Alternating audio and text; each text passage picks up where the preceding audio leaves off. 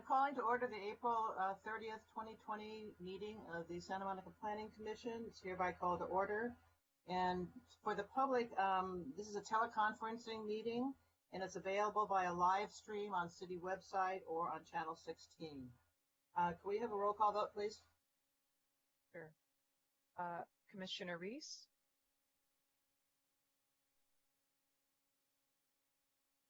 Unmute yourself. I'm here. Sorry. Commissioner Pastor? You can unmute when you're saying I'm here. Here. Commissioner McKinnon? Here. Commissioner Landris? Here. Commissioner Fonda Bernardi? Here. Commissioner Fresco? Here. And Chair Lambert? Here. Okay, I'm going to go through a few housekeeping points. We've all been trained, so theoretically we remember all this, but also it's for the public because they have input opportunities too. So number one, when you're not speaking, keep your mic off to avoid interference. And when you wish to speak, you need to notify the moderator via the chat box and state your name first and then write speak. And we'll give you a dog biscuit. I will call on commissioners in alphabetical order for questions regarding the director's report, the staff report, and those directed to the applicant. So I'll be going down the line rather than spontaneous asking of questions. Unfortunately, there's no mechanism for questioning members of the public regarding their testimony. After your turn to speak, and if you wish to ask another question, notify the moderator. But please keep it brief. When making or seconding a motion, please state your name. During discussion, notify the moderator that you wish to speak. I will call you in order, and please keep your comments brief and to the point. And then from the standpoint of the public, you okay? The public comment, before noon today, the Planning Commission received a number of comments on a variety of the items, and they've all been sent to us, so we have those. If you submitted your comments after noon, they will be read by the moderator as testimony, not to exceed 2 minutes. And if you're a member of the public and you wish to comment on an item on the agenda, you email the commission and your comment or question will be read by the moderator. We will attempt to answer it, but we cannot communicate directly with you. You can email us during the meeting at planningcomment@smgov.net. If you do not have access to email, you can contact the project planner by phone.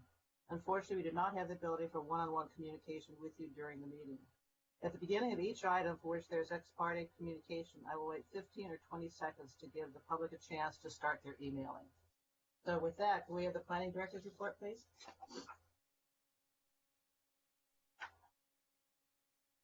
Yes, good afternoon, Commission.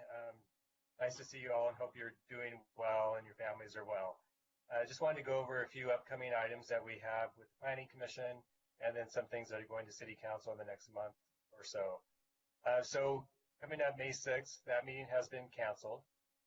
May 13th will be a special meeting, and we have a CUP and minor modification for the Carl Thorpe School at 428 San Vicente.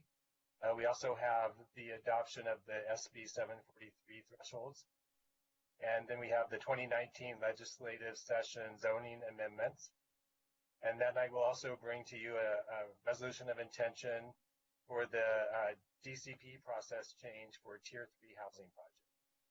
That's the May 13th meeting. Next meeting will be a week later on May 20th, and that's a special meeting. That night we'll bring the actual amendment for the DCP process change to the Tier 3 housing projects, as well as a CUP for a gym creative office use at 1820 Broadway.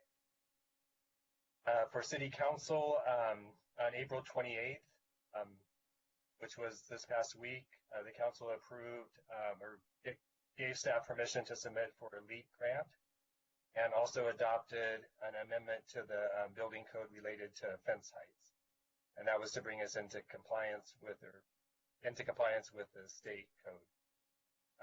On May 5th, that is the night that the City Council will hear the presentation on the proposed restructuring related to the COVID-19 event. And then on May 12th, we are bringing a Promenade 3.0 emergency IZO, and then also a citywide emergency IZO. Let me talk a little bit about the Economic Recovery Task Force. So that's a task force that we've assembled since the start of the COVID-19 event. It is made up of 6 people, Andy Agel from the Housing and Economic Development Department, Anush Gupta from the City Managers Department, Jennifer Taylor from Economic Development, our old friend Peter James from Public Works, Dave Carr from Finance, and myself. And this group has been assembled to help the city with the economic recovery that we know will be necessary when we come through this current event. The idea is that this group will facilitate discussions and meetings with all of our stakeholders to gain input on what economic recovery measures the city should be taking. And there was a meeting held last week with a group of stakeholders. There was also a city manager report this week on the matter. And then, again, the idea is that we will get input from a wide range of people in the community, everybody from the business community to the chamber to neighborhood groups. So it will be an inclusive group. And the first things that we'll see come out of that will be the IZOs I mentioned that will be going to the Planning Commission, or excuse me, to the City Council on May 12th. And the Commission is familiar with some of the concepts in the IZOs. In your discussions on Promenade 3.0, what we had referred to as Lane 2, which were amendments to the code that were intended to facilitate businesses to be able to open more quickly, easier, to get rid of some of the impediments that were in place for businesses, looking at some relaxation of the city's restaurant requirements and alcohol standards. Also, some of the things like loading requirements that tend to be an obstacle when new businesses are trying to go into existing buildings. So we will bring one IZO that will deal with the promenade and the 2 surrounding blocks. And then we will bring a second IZO that will also include some of those considerations on a citywide basis that will cover all the commercial districts. So, fortunately, we had done a lot of work on the Promenade IZO, so we were in a pretty good spot to bring that forward. The Promenade IZO will be different in that it will be, it'll be more permissive for example, the commission recommended having a way that like a small bar could open without a lot of process, and we would certainly do that, and we intend to do that for the promenade area, but we will be more careful about what we recommend allowing in the neighborhood commercial districts, because it's obviously a different environment. So those are the things that will be coming forward on May 12th to City Council, and again, it's something we've, at least in concept for the promenade, we've discussed with the Planning Commission, and we've gotten a lot of good input from you all. So thank you for that. We appreciate it. The only other thing I wanted to mention is in response to Commissioner Landra's question earlier in the day, he asked me to give him an update on the 4 development agreement projects that are currently making their way through the process. And starting with the St. John's development agreement, we have been working on that for the last several months in terms of negotiations. However, it has slowed down a bit just because, for obvious reasons, St. John's is somewhat preoccupied right now with the current events. But it's moving forward, but certainly more slowly than it was before all of this happened. But that one we're still working on, but just not as quickly as before because of what's going on. The Miramar draft environmental impact report is currently out for public review, and that review period closes on May 24th. And we are also currently meeting with them on a very regular basis, sometimes up to twice a week, on the DA negotiations. So we are making good progress on that one. On the Ocean Avenue Hotel, the draft environmental impact report will be published the second week of May. We don't have an exact date yet, but once that EIR is open for public review, then that will obviously start the comment period. And then finally, the 4th and 5th in Arizona project. On that one, we intend to return to council for discussion on the next steps for that project. That council discussion has not been scheduled yet. But we'll update you as soon as know more on that one. But that's really the summary of the 4DA projects that we are currently working on. And with that, that concludes my report, and I'm happy to answer any questions you might have. Thank you, David. And I also want to thank staff for setting all this up. I mean, they basically have trained, in my case, the untrainable on how to do this. So I want to thank you for all the effort you put into what we're doing here. And I'm gonna do it alphabetically. Commissioner Fonda Bernardi, do you have any questions of David? No. Commissioner Fresco? No. Just shaking. Vice Chair Landris? Commissioner McKinnon? No. Commissioner Pastor? No. Commissioner Reese? Nope. I have one quick question. My understanding is the restructuring staff report's going to be out tomorrow. Is that correct? That's correct. Do you have any time of the day? Any idea what time of the day it will be? I don't. No. I would imagine it'll be later in the day, just given the scope of everything that's going on. Yeah. Okay. Thank you very much. You're welcome. The next item is, are there PC announcements, Planning Commission announcements? No. Approval of the minutes. Is there? Yes, sorry. Before you go to the moderator. You're supposed to go to the moderator if you want to speak. Okay. So I assume can you I want speak? to speak. Yes, So I just wanted next time, to go to the moderator. Okay, I'll do that. But give me a minute to type in when we're on the item. So I just wanted to say for the record that with respect to the Economic Recovery Task Force, I'm on that task force. I believe maybe other commissioners that are on it. I'll be in the community development subgroup and the communications subgroup. Thank you. Minutes. Does anyone have any changes they'd like to see in the minutes, or is there a motion to approve them? I'll move. Second. What's your name? You're supposed to say Landers. You didn't listen to my house. Okay, Landers moved adoption of the minutes. Is there a second? McKinnon second. Thank you, Richard. You're a good student. Can we have a roll call vote, please? Yep. Commissioner Fonda Bernardi, Yes. Commissioner Fresco, Yes.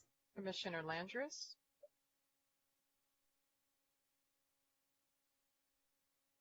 is that it? We need to unmute. I did. The system is slow. Yes. Okay. Commissioner McKinnon, Yes. Commissioner Pastor, Yes. Commissioner Reese, Abstain. and Chair Lambert. Yes. Okay, the next item on the agenda is adoption of the statement of official action for the project at 411 Ocean Park Boulevard, which we did several months ago. Is there a motion to approve or? McKinnon approval. McKinnon will move the approval.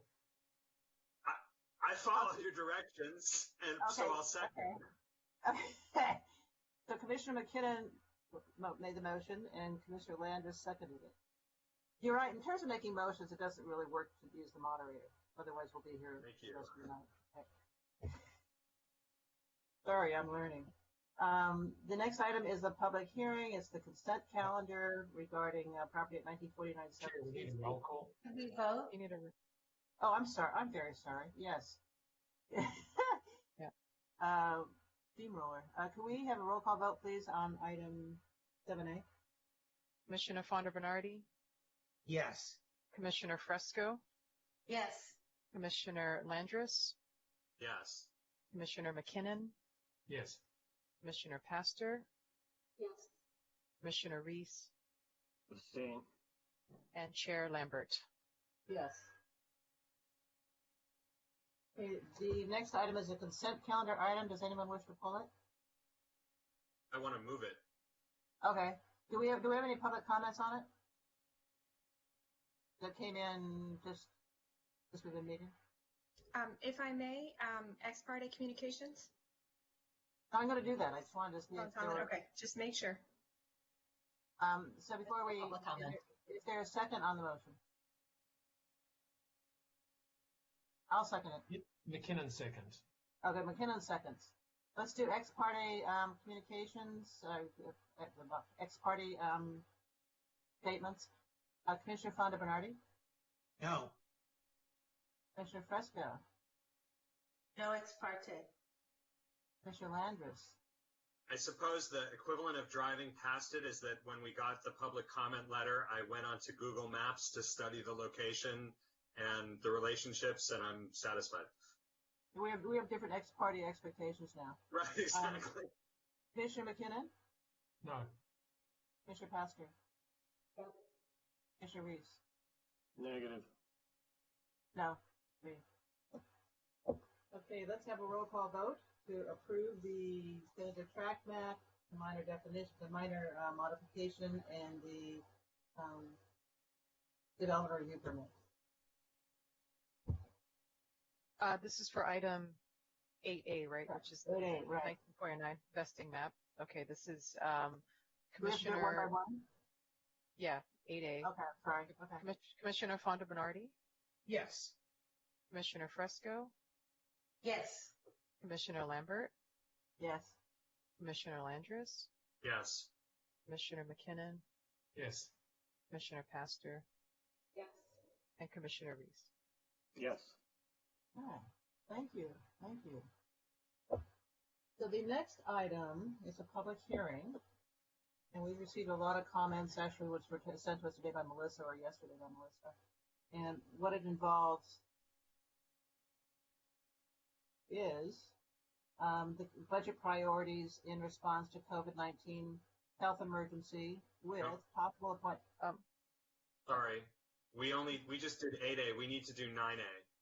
9A is a public hearing. Oh, I'm very sorry. I'm sorry. And I would like to, we do want to hear from the applicant, but can I move to waive the staff report? Sure. Is there a second? Wait, are you saying bring the staff report after the presentation? You want to, well, if you want to hear the staff report, then I'll withdraw my motion. I tend to, yes, I'd like to. Oh, okay. All right. Then I'll withdraw my motion. That's fine. Okay, yeah, you're right. I got the items mixed up. Item 9A is, My ex parte was actually for this item, not for the last item, so I apologize. okay. Is 1448 7th Street, which is a development review permit, a vesting tentative track map, and a minor modification. We've already done have we done the ex parte? No, You have Let's not do for that. this item. not for this site. Commissioner Fonda Bernardi, No. Commissioner Fresco, No. Commissioner Landris. None. So this is the one that I went to This is the Google one, Maps. Right. Yeah. Got it. Okay. Commissioner McKinnon. I've been past the site many, many times, otherwise no. Okay. Commissioner Pastor. Commissioner Reese. No ex parte. And I have none. I've been instructed to wait 15 to 20 seconds for the public to send email comments if they wish to before we start the staff report. And I can also do it during the discussion and the reports and the applicant's presentation. But if they want to start early, they can start now. And again, it's to planningcomment@santamonicagov.net.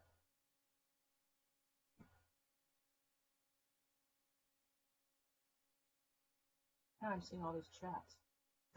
It's hard to do two things at once.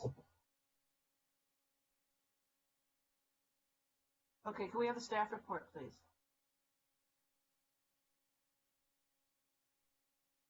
All right. Can everyone hear me okay? Is everyone there? Yeah. Can everyone? Okay. I just want to make sure I'm here. Okay. I just want to make sure everyone can hear me. I'm going to share my screen and then I will start my presentation for you guys.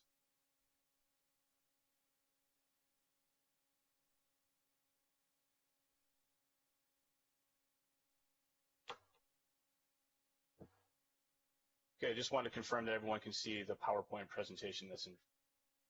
Can everyone see that? Yes. Okay. Yes. All right. Okay. Thank you, guys. Thank you, and good evening.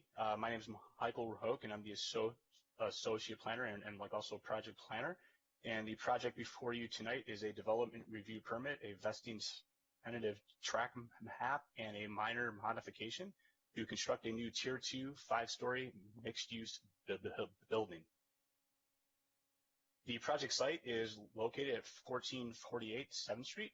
It consists of approximately 7,500 square feet of lot area and is located within the NV zone within the DCP, and is a mid-block parcel that is on the west side of 7th Street between Broadway and Santa Monica Boulevards, with alley access at the rear of the actual site.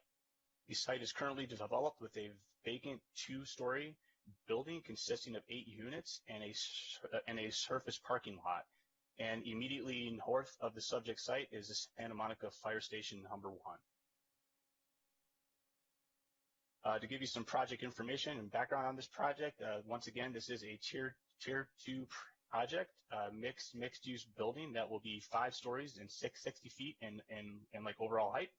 It will have an FAR of 3.5 and is approximately and consists of approximately 2,172 square feet of ground floor actual commercial space, 10,954 square feet of second and third floor office space, and 8 condos consisting of 6 market rate and 2 affordable units over 1 level of subterranean parking that includes 18 non-required parking spaces. The project also is proposing approximately 2,588 square feet of non-required open space, which is provided in both private and common open space areas. Moving on to the project plans, the ground floor commercial space once again is envisioned for a 2,172 square foot single tenant space. It is situated at the street and meets the required build-to line requirements of the DCP. There is also a lobby entrance that is situated at the north end of the front facade, and there is a storefront entry located at the south end of the actual site. The other ground floor uses also include a mailroom, both long and short-term bicycle parking spaces, utility and actual support rooms, a modified loading space area, and a garage access ramp area. As you move on to the office levels, this is the second and third floors. The actual proposed office spaces, they both follow generally the same footprint on both floors. They total approximately 10,954 square feet. They have covered outdoor walkways at the north end of the building and also recessed uncovered decks on the south side of the building. As you move on to the upper floors, these are the residential condo units. These are on the upper 4th and 5th floors. They will consist on the fourth floor, there will be 4 units, and there's a total of 6 market rates, which 2 of them are on the 4th floor, and the other remaining ones are on the 5th floor. And then there's 2 affordable units that are both sort of situated in the middle of the 4th floor. And these units are providing one unit at an 80% income and one at a moderate income. Also to note, per the DCP, lots that are less than 50 feet or less in width are not required to actually provide public or private open space. However, the applicant has actually provided open space in the form of private balconies and common outdoor space, which can be found at the roof deck floor level. Moving on to the alternative design standards and building mass and modulation. As part of the DCP, the building modulation standards under Santa Monica Municipal Code 9.10.060C4, the applicant is seeking this alternative project design strategy for actually complying with the step back requirements. In order to provide some flexibility to this requirement, the actual Planning Commission may approve building modulation above the ground floor for 25% of the front facade area, subject to the following finding. The actual Planning Commission finds that the alternative compliance creates a 3-dimensional frontage, which reinforces the architectural concept and is appropriate to its unique context and location. As shown here in the rendering in front of you, the project is providing approximately 47% of the actual total front facade area stepped back above the ground floor. Staff feels the project complies with this allowable development envelope and the alternative step back compliance, as the upper levels are stepped back and it relates well to the neighboring structures, and while also providing a three-dimensional frontage which reinforces the architectural concept and is appropriate to its unique location and context. Also, as part of this application, the applicant is seeking a minor modification to the dimensional standards of an on-site standard loading space to reduce the actual space to a 10-foot by 2-inch wide by 22-foot depth by 14 feet high, which is located at the rear of the site adjacent to the alley, instead of the required standard loading space to dimensions of 12 by 30 by 14. The applicant did explore many options with the actual city staff, where we concluded that the optimal solution to fit an on-site loading space into the project site was to request this modification to the loading space dimensions to maintain a loading space on the property instead of the actual potential, which would be to remove the actual space completely from the actual plan. Once again, this is a Tier 2 project, and as prescribed in the Santa Monica Municipal Code under 9.10.070, any Tier 2 project or above has to provide community benefits. These community benefits are listed here in front of you on this slide, and was also detailed in the staff report. Once again, just to go over these really quickly and to highlight them, the affordable housing that's prescribed is at a minimum of 25% of the units have to be provided, which they are meeting that with actually providing 2 on site. The unit mix requirements, affordable housing commercial linkage fee, which have to pay 23% above the base fee, the transportation and parks and rec fee, and 90% max fee, and then also they have to comply with the TDM plan requirements. As far as the preliminary design review, this project was brought forward to the ARB for a concept review, and it did receive comments at the ARB meeting on September 11th of 2019. The board did support the project overall in its design concept, and they did list a couple of strengths and some attributes that the project did present. And those are that the project had a very strong overall design concept, and they were big fans of the strategy of separating the facade into 3 different volumes. And they were also fans of the fact, or they were also strong supporters of the fact that the units did extend the full width of the building to sort of provide a mid-century modern feel. Some of the comments and concerns that the board did have was that they did request that the front facade could use some additional refinement and perhaps to consider providing more texture and street presence. They also requested or asked the applicant to look at adding another layer of actual material that could express the building, and then also to consider the metal shelf that was created at the second floor, and if that shelf could be maybe used as a possible amenity to the office space on that floor. At this time, the current project design has not been significantly modified from the concept review in response to the comments. The applicant, however, has confirmed that they will address the board's comments prior to their formal ARB submittal. As part of CEQA compliance, this project is exempt from the provisions of the California Environmental Quality Act pursuant to CEQA Section 151A2, which basically exempts projects that are consistent with and adopt a specific plan, which this project falls within the downtown community plan area. Public correspondence, staff did notice this project and mailed it to property owners and tenants within a 750-foot radius. It was published in the Santa Monica Daily Press, and as of the timing of this report, and as the timing of this presentation, we did receive one letter that was in support from Downtown Santa Monica, Inc., which the planning commissioners should have received. And also there was a comment that was submitted just recently from a neighboring property that had some concerns or questions about the project in general, and staff did respond to that person. As far as recommendations, staff recommends the development review permit 19ENT-0083, vesting tentative track map 19ENT-0085, and minor modification permit number 20ENT-0044 be approved based on the findings subject to the conditions contained within the statement of official action for your review tonight. And this will conclude staff's presentation, and I'll be happy to answer any questions. Thank you. Thank you very much. I'm going to go through the commission alphabetically to see if you have questions of staff for clarification purposes. Commissioner Fonda Bernardi. Yeah, I have some general questions. There seems to be some confusion regarding the number of parking spaces in the staff report.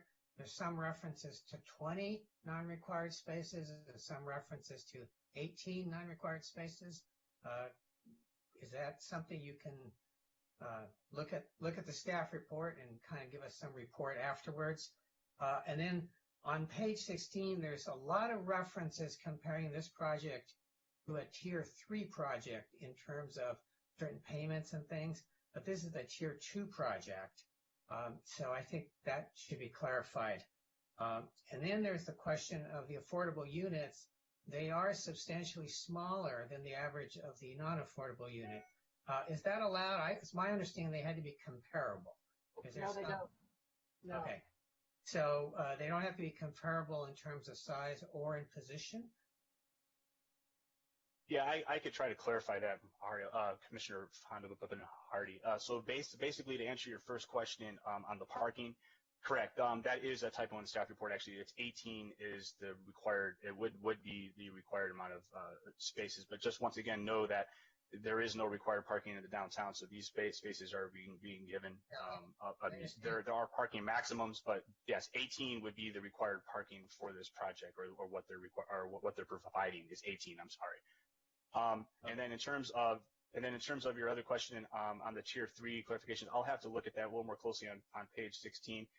That also, I see what you're saying. It does say all tier 3, so that would need to be, that could just be that it was not clarified as a tier 2 project. So, but tier 2 and tier 3 projects have to comply with the community benefits section of the code. Any project that exceeds the base standards of that district has to conform to community benefits. And since this is a tier 2 project, it will have to conform to that. So the only thing that would be in there that probably would be a typo would be that it doesn't read tier 2. It's just, it reads tier 3. That's all I have. Okay. Commissioner Fresco. I have no questions of staff. Commissioner Landris. Yes, I had a question earlier of Heidi regarding the replacement of units, and I just wanted to ask for Heidi to make that clarification for the public record as well. Yes, good evening. I did receive a question from Commissioner Landris about the applicability of the replacement units under SB 330. This project is not, in fact, subject to those replacement requirements due to the fact that the application was determined complete prior to January 1, 2020. Thank you. Okay, Commissioner McKinnon. No questions. Commissioner Pastor. No questions.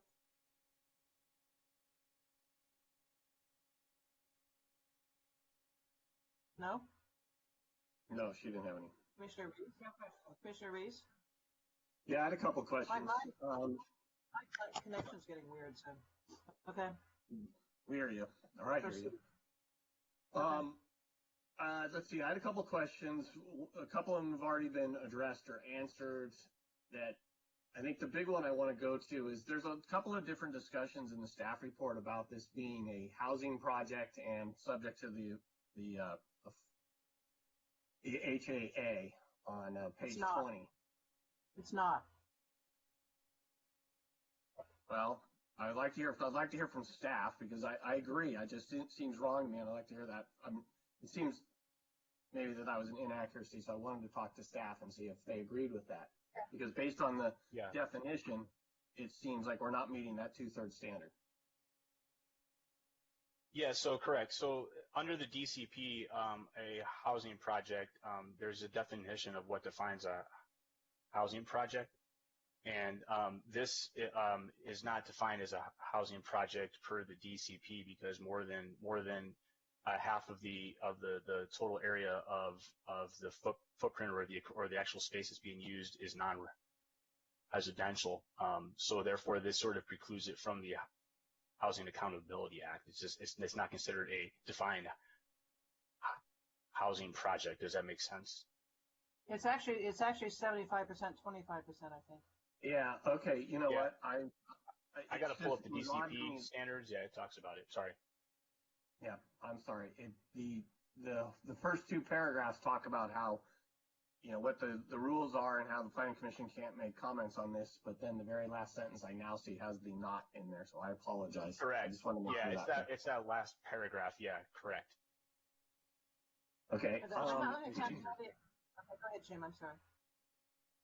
The other comment I had was, I saw the same thing Mario did about the tier 3, so I'm glad that gets corrected, and hopefully the fees that were being attached to this project were the tier 2, and it was just the inaccuracy in the tier 3 reference.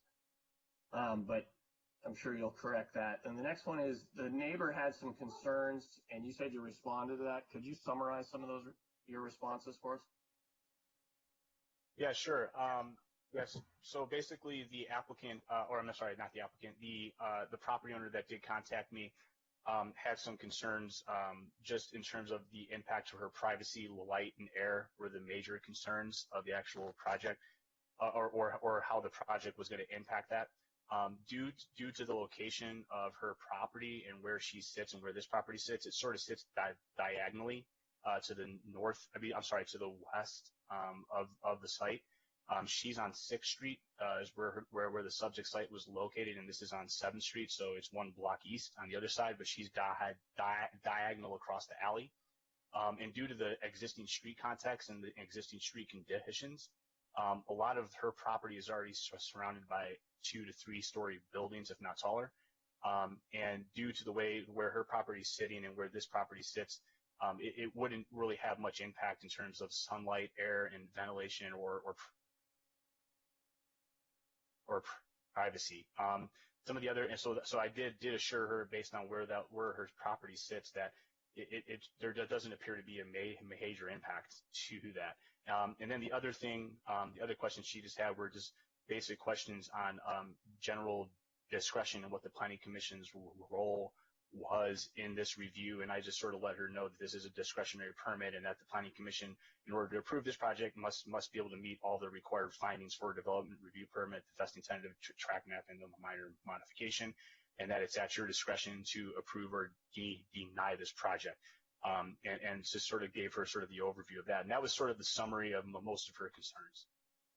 Okay, thank you for that. And then the last one is a little bit of a comment, but I would like you to just back me up on what I think is the response here. Is the side elevations have a fair amount of flat walls, which is not typical for projects that we see very often. But I assume this is because of fire and life safety issues and the assumption that the neighboring properties can both build to the property line, so you can't really have a lot of openings and glazing along those facades. Is that an accurate understanding? That would be correct, because the already pre-existing conditions of the other buildings that are already sitting there.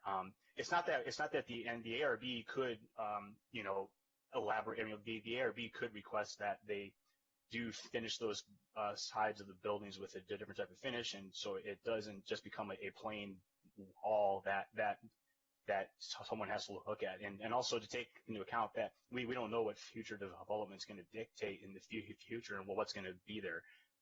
So anyways, but yes, it's safe to say that most of the time in these kind of projects, sometimes the applicant in the renderings are showing that they're going to be blank walls, but that doesn't necessarily mean that that's how they're going to be finished. Okay, but the reality is, because somebody could build to the property line to the same heights, it doesn't make sense to push glazing on them because there would be fire and life safety issues. Correct. Okay, thank you very much. Yep. I have one question. There are 8 condominiums, as I understand it, and frankly, I'm delighted to see that the low mods are 2 and 3 bedrooms. Are those being sold to low and moderate income families or rented? I don't know what the intent is behind those, but I believe they're going to be sold to that. I believe that's what they're intending to do. I don't think they're trying to rent those. The applicant might be able to clarify that, but I believe they're for sale. Yeah. Okay, thank you. Thank you very much. Sure. So now the applicant's turn to present. He, she, they have has 15 minutes.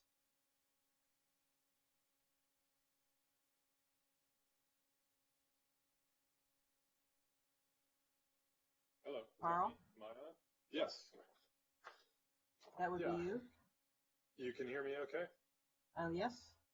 Okay. Sorry, I thought somebody was going to tell me go now. So anyway, thank you very much for seeing the project. I appreciate these are not what we would refer to as normal circumstances, but we're finding a way to get through it. So thank you. So I will be pretty quick, I think. Let me see if I can share my screen here. So I thought what I would do is give you a little bit of entry into the design intent. Since I think Michael gave you a pretty good walkthrough of the project. And so I will do that now. So here's our project. This represents a little bit of the way that we started to think about the building and how we thought about the design. So you'll see the building on the left is a residential structure. It's 3 stories high on that side. And so we think that is a pretty viable building and it'll be there for a long time. And so we thought a little bit about that being part of the context. On the right is the existing fire station that we're sure will be bought by a developer and remodeled at some point. And we'll probably wind up with a building mass similar to what our project is like.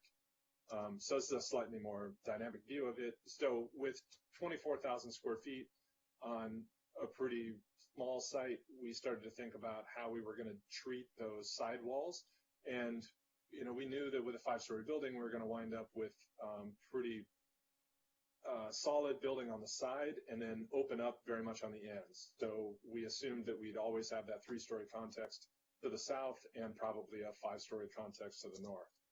And so that poses a whole bunch of architectural problems. So number one, 5 stories with a roof deck is technically a 6-story building, and so there are fire and life safety issues that you have to deal with. And we have a 50-foot wide lot, so that meant, a lot of our property is going to push right to the property lines that you were just sort of talking about. And so that means that we have some fire issues and buildability issues and building code issues to deal with on the building. So we started to look for a construction technology that would help us sort of solve these issues. One thing that these buildings often do is they get a concrete block wall along the property line because you can build that from one side and it has a kind of built-in fire rating. But in this case, since we're going up 60 feet, the lateral forces that are generated by a block wall are enormous. And so we were looking for ways to get around that. And so what we landed on proposing, what we're trying to do here is a CLT building, which is cross-laminated timber.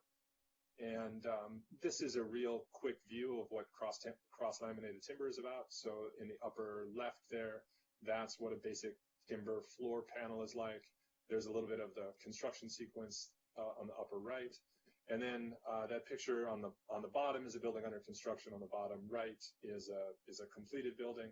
And it gives you a little bit of what the character and feel inside a CLT building is like.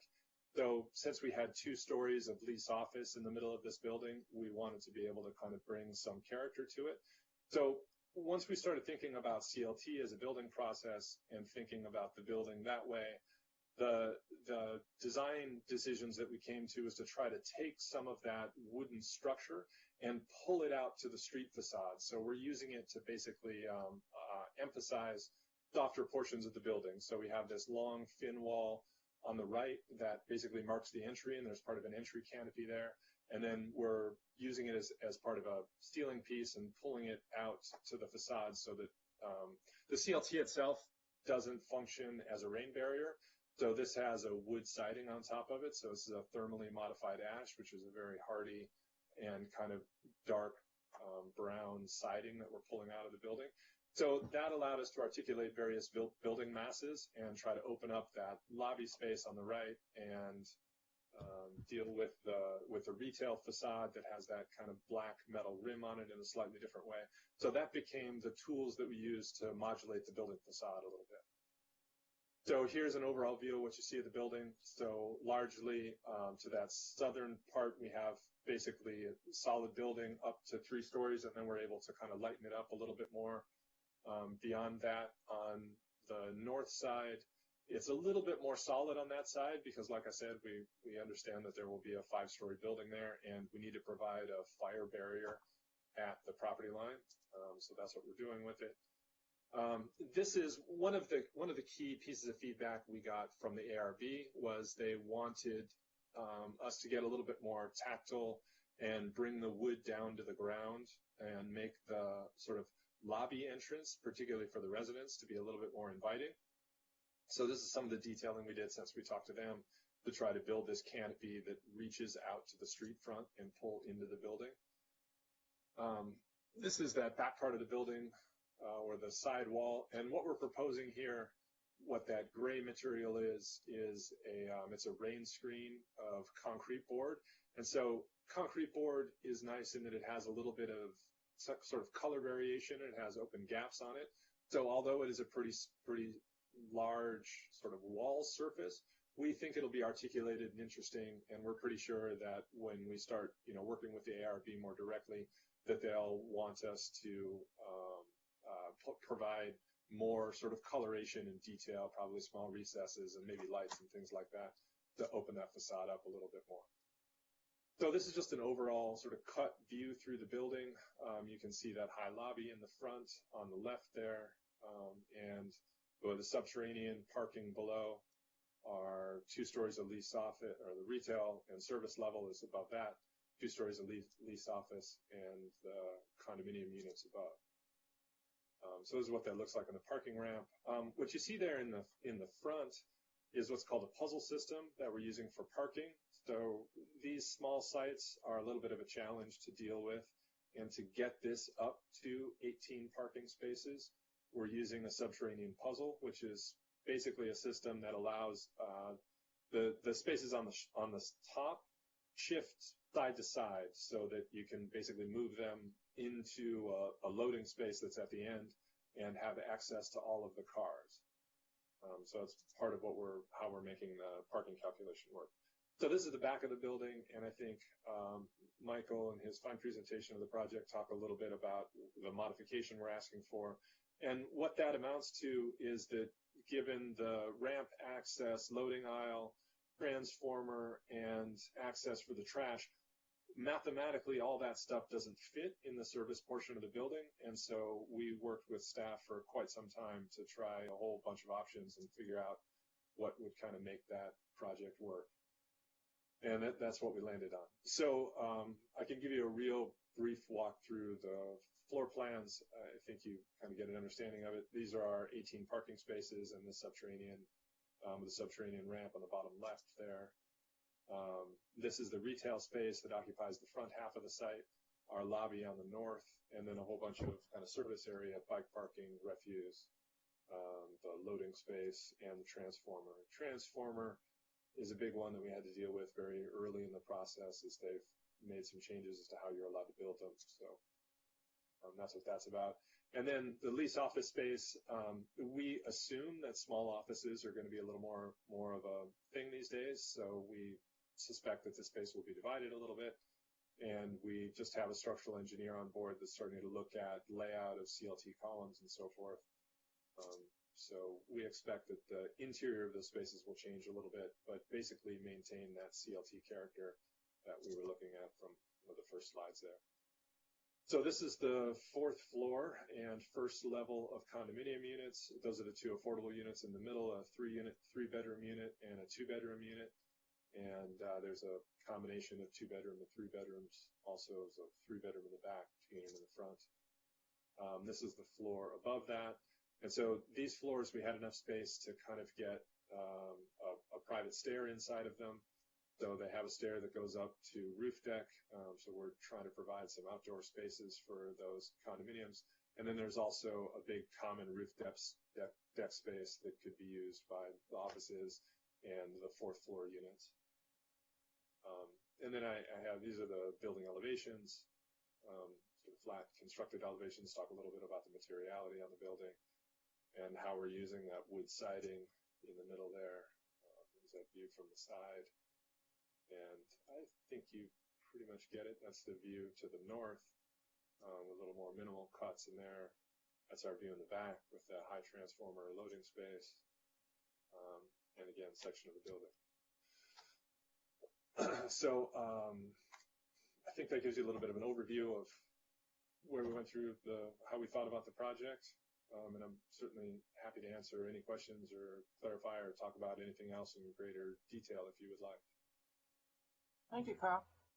I'm going to again go alphabetically with commissioner questions for the applicant and start with Commissioner Fonda Bernardi. Yeah, there was already a question brought up by Commissioner Reese regarding the potential sale of the affordable units. What would be a price that those would go for? I'm afraid that's a little bit above my pay grade, so I don't know. And we're not. Yeah, it's a thing that's set by median income and so forth. But the more interesting question that I think I'm also not sure about is the ownership model. And I know that the owner had to work through that with the Downtown Santa Monica Inc. to talk about how that would work. So the difficulty with for sale units is developing a mechanism that allows them to stay for sale at an affordable price in perpetuity. And so anyway, those things are not sort of part of the architectural plan and not really something I can speak to. Okay. There's also some windows on your southern neighbor's side facing you. Are you taking those windows out, or what's happening when your building goes up next to them? You know, that is an interesting issue, and I'm not sure what we're going to do about that. So those are illegal windows. They're not allowed by fire code, and I don't know how they got to be there. And so that's a problem we're going to have to address with the neighbor, I think. So you're not allowed to have an opening at a property line, and so those are direct violation of parking of building code. They're not safe to be there, and so I assume that they were put in after the building permit was issued, after the building was built, and so they're going to likely need to be corrected. But you have not started any discussion with the neighbor regarding that? I have not, no. Okay. And then this is more of a conceptual question. You know how our code requires the street facades to be active facades and to be retail in this case. If that code wasn't there, would you still do retail on the ground floor? Ooh, that's hard to say. Yeah, I think you probably would. Yeah, I think we would. I think we would have detailed it a little bit different. So we wanted to push that facade back a little bit, and because of the frontage requirements, we weren't able to do that. But I do think, retail is viable there. Again, not so much an architectural question as a developer question, but I assume that we would. I don't think we had any issues with it, architecturally speaking. Like, we thought that's a reasonable choice for the building. Yeah. Okay, that's it. That's my questions. Thank you. Commissioner Fresca. No questions. Thank you. Commissioner Landris. Thank you. So I want to thank you for making sure that all the units have balconies. I was reading a very interesting article on the future of multifamily design after COVID, and one of the recommendations was, in fact, balconies, because they're quite vital in a situation such as the one we're in now. I was looking at the way that you've connected the balconies for the two affordable units. In the drawing, you have it implies that there's a planter or a square. This is obviously not structural, but can you make sure that that separation would be a safe separation in the event of a future, quarantine order, so that people would feel? Because all the other balconies are truly independent of one another. Those two balconies are connected.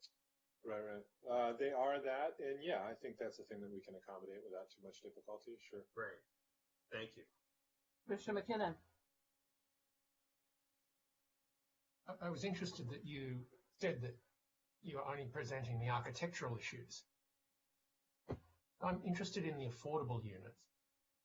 What's the mechanism that guarantees that they'll always be sold at a rate which guarantees they're affordable? Yeah. So that's that I mentioned earlier as an issue that I can't exactly speak to. And yeah, it's a difficult thing. So it requires a community land trust. Richard, can I respond to that? Because I did those programs. No. I'm asking the applicant at the moment. And he said he couldn't answer it.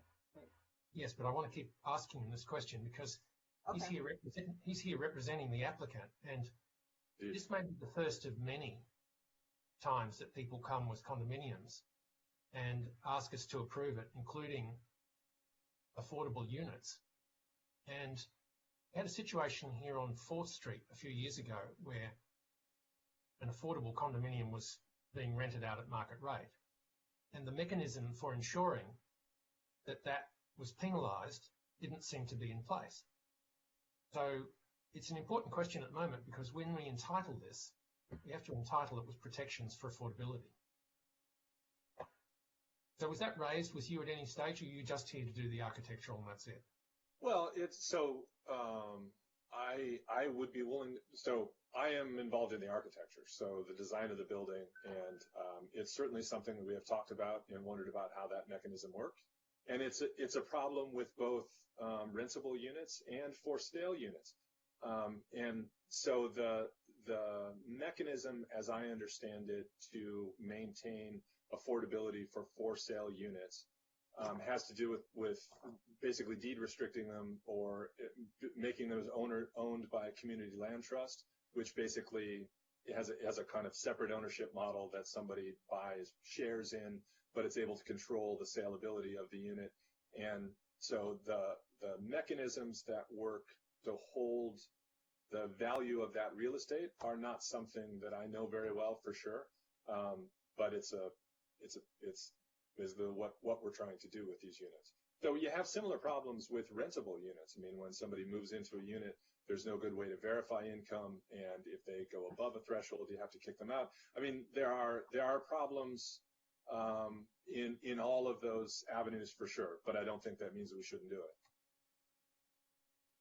That's actually not the question. Commissioner McKinnon, Jing just said that she could respond to your question if you wish.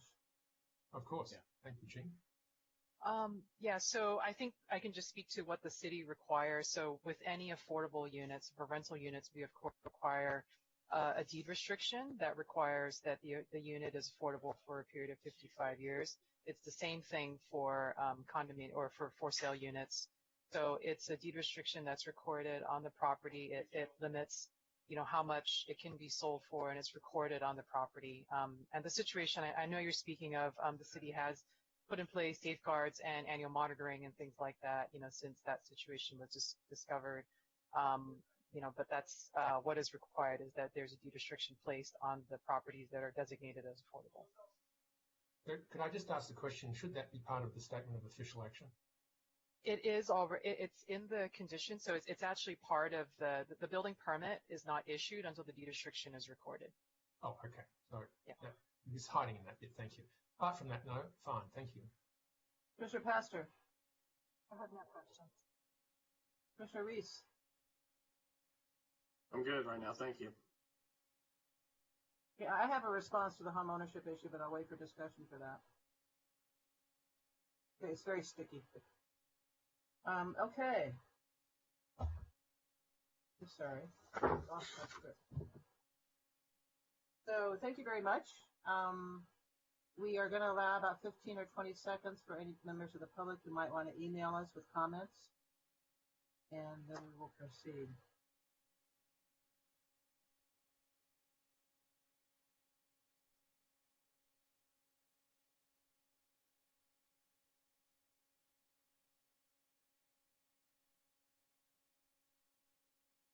Don't see any. So, Commissioner Fonda-Bernardi, do you have any? We did just receive one email, actually, Chair. Oh my God. If you'd like me to read that into the record. That'd be wonderful, thank you. Okay. This is from Helen Landon, and it says, I am a tenant at 1460 7th Street. The man who is speaking misspoke. He said that the building next door on the left is a residential building. It is not. It's 100% office, mostly psychotherapy offices and the homeopathic pharmacy.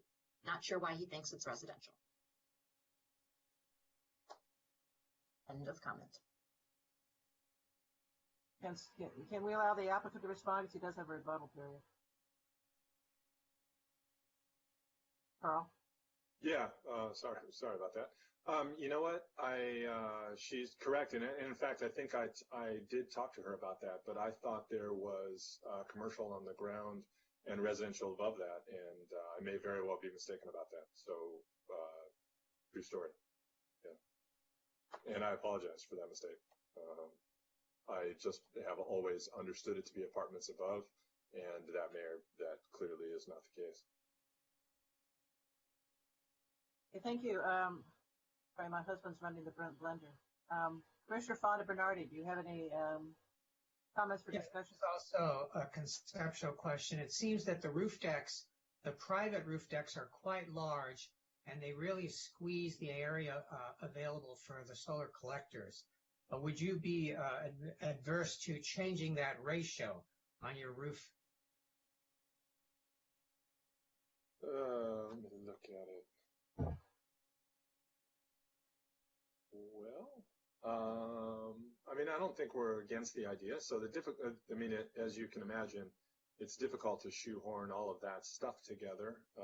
And so I suppose we're open to the idea and the idea of getting more solar on the roof, but I would need a solar designer to figure out how much we need and that capacity would be and what kind of a footprint it needs and so Yeah, forth. the reason I'm asking is that, you know, our future energy needs are going to escalate with electric cars, and you do have cars in your parking lot which could be recharged while they were there. So you don't want to just size your roof for either meeting the city code, which is very wimpy, or the future codes that might still be wimpy. You want to go to where we need to get, which is net zero buildings. It's very difficult to do in a 5/6-story building, and you've packed a lot into it. It's very cleverly designed, but there is still some wiggle room here where we could do a little bit better. So I'd ask you to consider that. Okay. Is that it? That's it. Okay. Mr. Fresco, do you have anything to discuss? No. Mr. Landris. Wait. Oh, I thought you shook your head. Sorry. I thought we were still asking questions. No. Yeah, sure. Go ahead. Basically, I think this is a perfectly acceptable project, and just in keeping with form, even though we are in it now, that neighbor on 6th Street, that is now the oldest building in downtown, standing, so you know. But I would make a motion to approve this project. There's a second. I'll second. We've got 2 seconds. Actually, Commissioner Pastor beat you. So Commissioner Fresco made the motion. Commissioner Pastor seconded it. I think she beat you, Sean. She did. May I speak to the motion? Of course. Great. Go ahead. I just want to say that I share Commissioner Fonda Bernardi's concerns about the solar and making sure that there's capacity for the future electric vehicles. That having been said, I wouldn't want, we do have competing issues to balance, and I wouldn't want necessarily for the applicant to reduce the top open space so much that it would render them unusable. So I just want to kind of put a little balance there, because I'm with him in terms of building the capacity and getting to net zero. I don't know that we necessarily need to ask the building to overproduce. Okay, does anyone else have Commissioner Reese? Yeah, just to follow up on that same line of comments about kind of a trade-off between open space and EV. I think both are equally important, and I will say the first 8 years I spent on the Planning Commission, I pushed for all kinds of bells and whistles on projects in terms of, you know, whether it's solar or PV water heating. But an energy efficiency guy who I work with on a pretty regular basis really hammered home to me that what we should try to do is make these buildings as efficient as possible. So I would rather push the developer towards making the building as efficient as possible and then trying to maintain the open space on the roof. Because as we found out in this crisis today, if you don't have open space, you're in a little bit of a hurt right now. Again, I love solar. I have it myself. I try to push it on people, but in this trade-off, I'd rather push for more energy efficiency and maintain the open space. My opinion. Anyone else? Yeah, I just want to say one thing. I am really heartened by the fact there is a 2-bedroom and a 3-bedroom affordable unit in this project, because we don't see it that often, and they're both good size for the number of bedrooms that are included. In terms of home ownership, having worked in those programs before, they're very, very difficult to administer, particularly when it comes time to sell the unit, because oftentimes the low mod family has forgotten that they've signed a restriction on the equity they can walk away with. So it's a very, very difficult program. And what you also have is low-income folks who at some point won't be able to afford the homeowner's fees. That can happen. And then it's a very challenging way to go about it. So I wouldn't frankly have any trouble if these were rental units. It'd be lovely. It's wonderful to see if they were homeownership units, but it's very challenging to do that. But I would leave that to the housing department. That they will be the ones involved in the deed restriction drafting and exactly how it all is going to work and be monitored. So the motion on this, I think we have to have 3 separate motions. Sean. Yeah, to your point, I like your solution there. Would we need to amend the statement of official action in order to say that they could be made available as rental units at the same affordability rates? Yeah, I don't think there's anything in the conditions that make that not possible. They would still be condominium units. They'd just be rented. They'd be owned by the homeowner.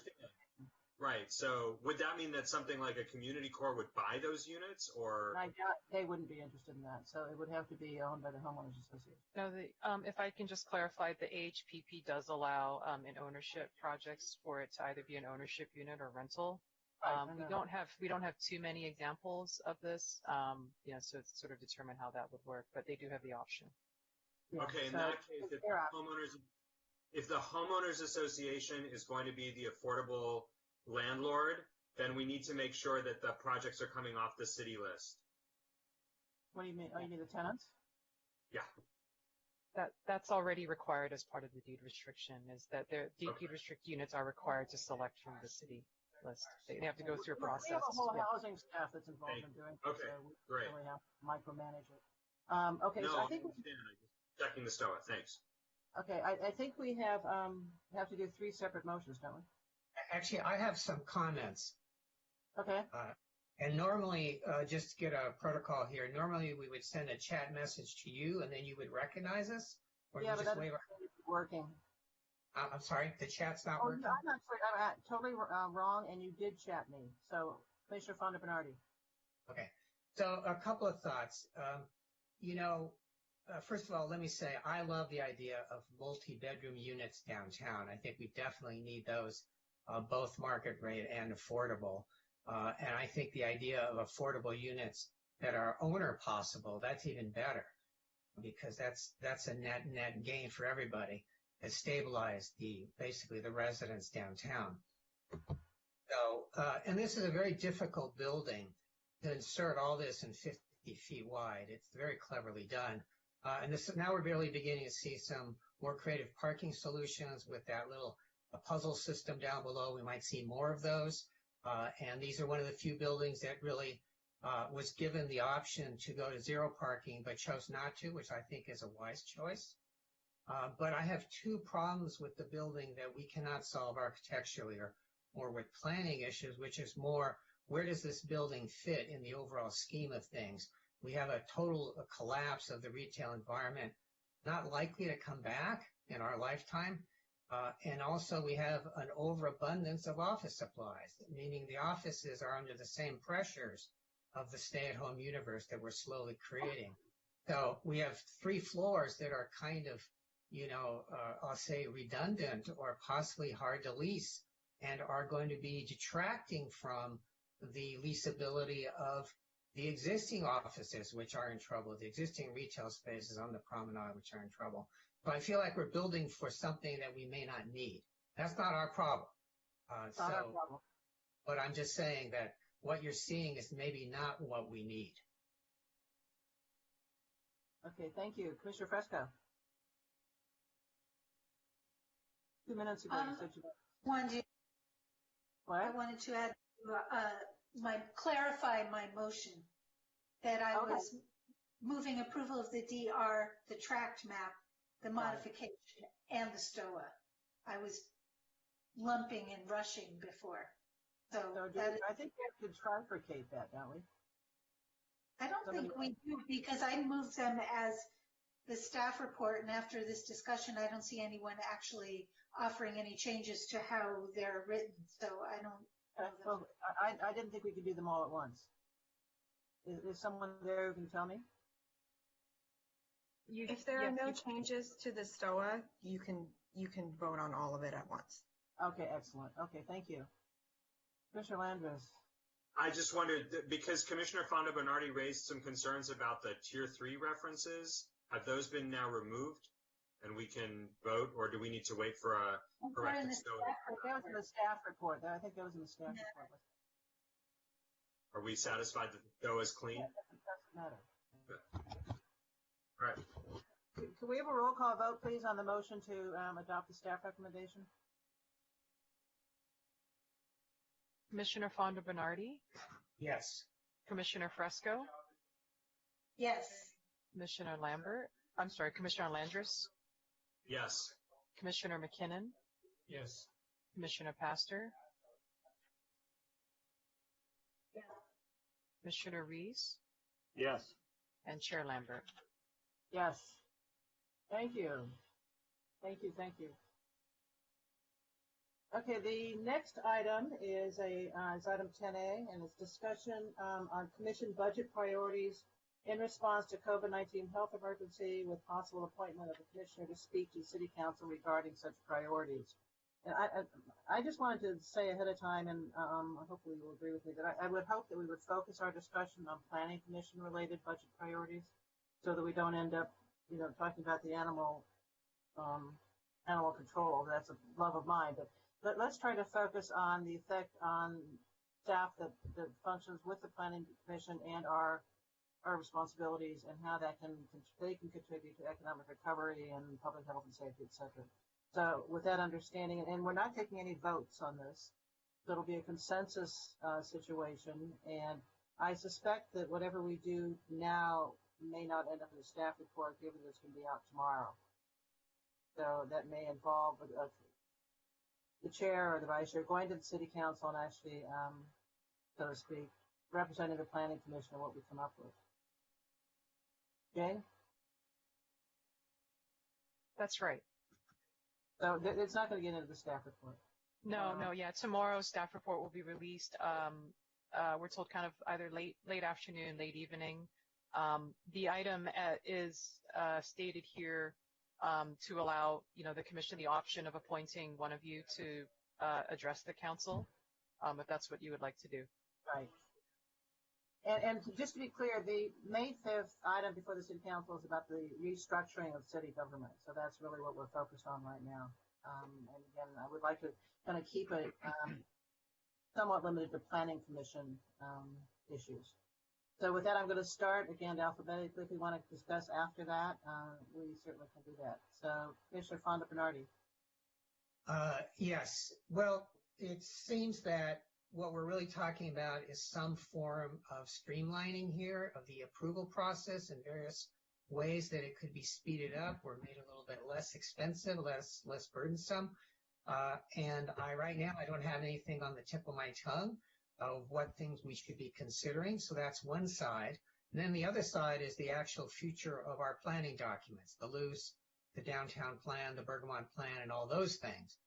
But basically right now, the way I'm reading it, we're dealing with some very large forces, things that I was talking about earlier, the end of retail as we know it, the collapse of the office rental, probably the end of WeWork or the end of Airbnb, or certainly a shrinking of that universe, probably some dropping of population, certainly statewide, certainly countywide, probably even in Santa Monica.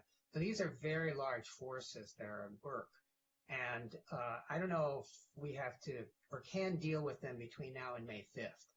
So I just wanted some clarity of what we're talking about. Are we talking about process issues of how things are approved and how much staff time is involved in that? Or are we talking about the bigger issues of planning, real planning issues and looking forward issues? So just throwing that out as what's your thoughts on that? What level is tomorrow when you go to the city council, what do you want to talk about, I guess? My response would be, I really would like to see sort of big picture issues addressed and how we plug into them and how our staff plugs into them. And what we think from the standpoint of staff elimination, restructuring, what have you, and how that either helps or hinders what we think is important. And planning obviously is the major point. Commissioner Fresco. If you're not ready to speak, I can go on. It just takes me a second to get my mouse on my microphone. I've been giving this quite a lot of thought, I'm sure, as you all have. It's going to be a long, slow recovery, and I think the city is going to be really different when we do get there, and I don't think that's any news or surprise. But I think that this shrinking and pulling back on a lot of our activities is really a good idea, because I think we need to create a new paradigm. So talking about the little tweaks, which are things we have to do to meet with state law for the housing and all of those other things, obviously we have to move forward with that. But I think that looking at development differently needs to start with this paring down that we have to do before we hopefully expand back into a new thing. You know, I think development, I think a lot of our problems is that we are in the business of development, and we look at development as a source of funding so that we can do other things that we want. And, you know, like these big projects, are $8 million condos really what we want, or are we just using them as a way to get other affordable things? I don't think that's been working for us. So I think we really need to focus on how we're going to get the kind of housing that we actually need, instead of being a factory for things that we don't need that we think are going to somehow get us what we want. So, you know, I really want to see a lot of change in the way we're moving forward. I think it's would really help us. Instead, what we need to focus on now is helping people, humans who are here now who need help. We need to get people, you know, sustenance, and we need to make sure they have housing and go to school and all of that kind of stuff. You know, community benefits that get us kids' museums and plazas that are highly programmed, I don't think are really a very high priority right now. And I think that they're steps away from what we need to deliver in the city. You know, obviously we don't need new commercial really, because so much of our commercial space right now, it's empty. Offices we need to think about differently, because I think businesses, one of the ways they're going to meet this problem is by having less office space and having more people work at home. And that will help them deal with the financial blows that they're struggling with. And so that's something we need to think about also in our planning. So pulling back, people lobbying for their special interests, you know, I think some of the letters that I read, I was a little disappointed in, honestly, because I felt like they weren't thinking outside the box and trying to think of new paradigms for us. They were just saying, oh, well, here's where what I've been saying all along fits in to what we need to do next. And I was a little concerned about that. I think everyone needs to give up what they were thinking before and try to start fresh for us. And so I'm very supportive of the shakeup that we're in.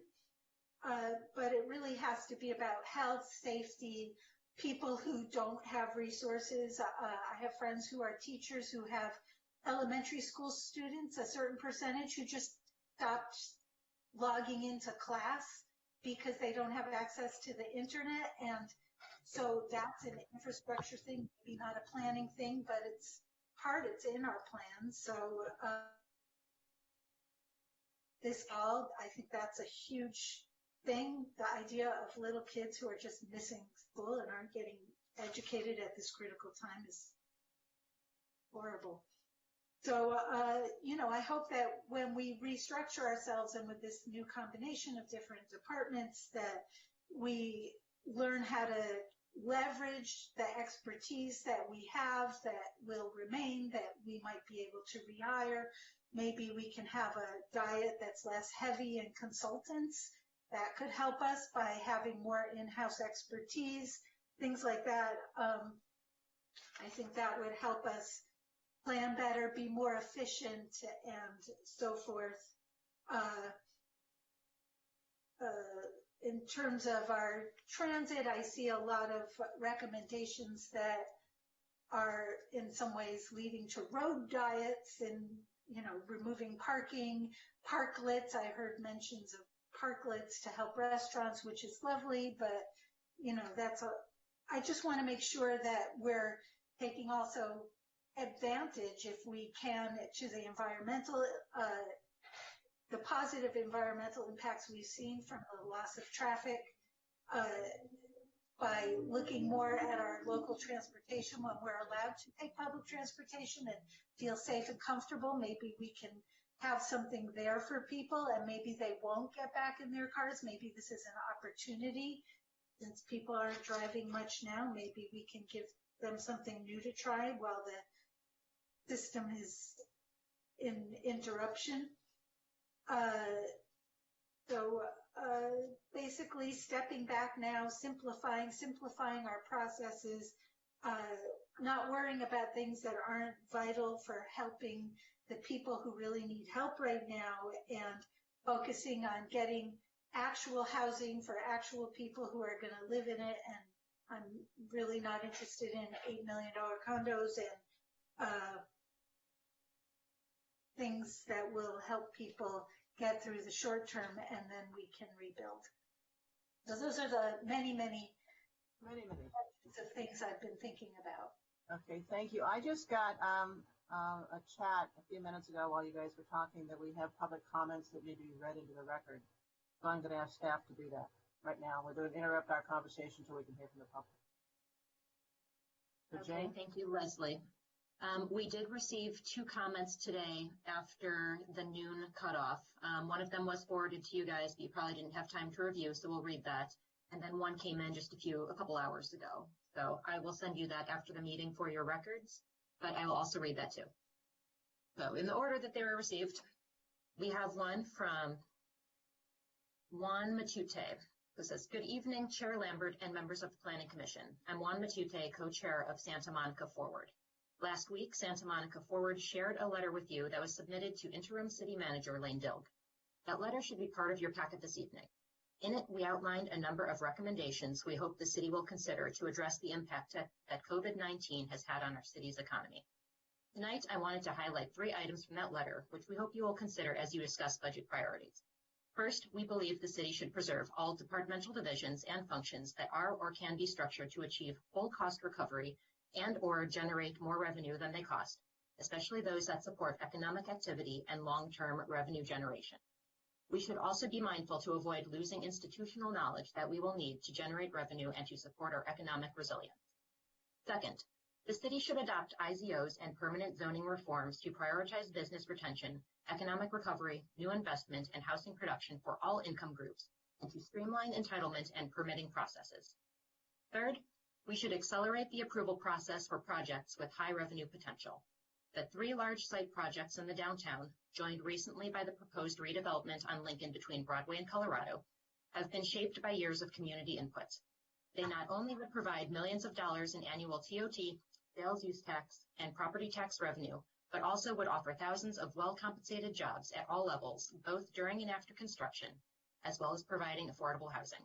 It's time to process these projects now so that, if approved, they can provide some immediate revenue for the city through substantial permit and impact fees, and will open for business as the economy recovers. Thank you. That is the end of the first comment. And our second comment is from Cynthia Rose, the director of Santa Monica, spoke. He writes, "The streets we travel on make up over 20% of our city and are one of our biggest assets. Our streets move people, goods, and services and are essential infrastructure for our economic and social recovery from COVID-19. It is crucial how we manage and use this public asset at the core of economic resilience, social equity, health, and environmental sustainability.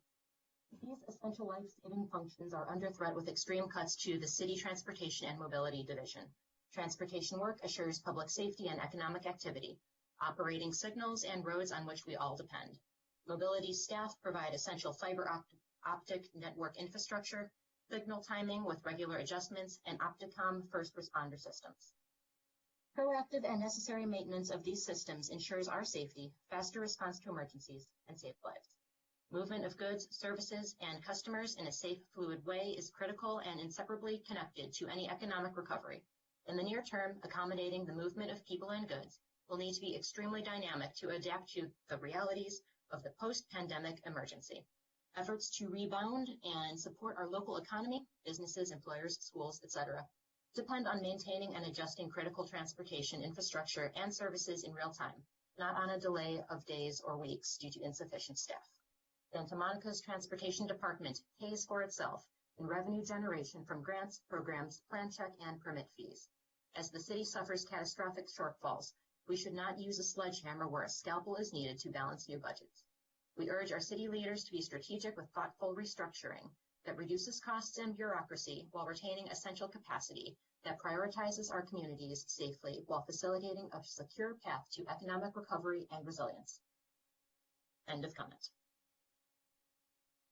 Thank you, Melissa. Was there a comment from CCSM that came in after noon? Not afternoon, no. That was a letter. I know it was a letter, but I thought there was going to be a testimony. Commissioner Landris. Okay, so, and I'm glad we took a minute to hear the public comment. I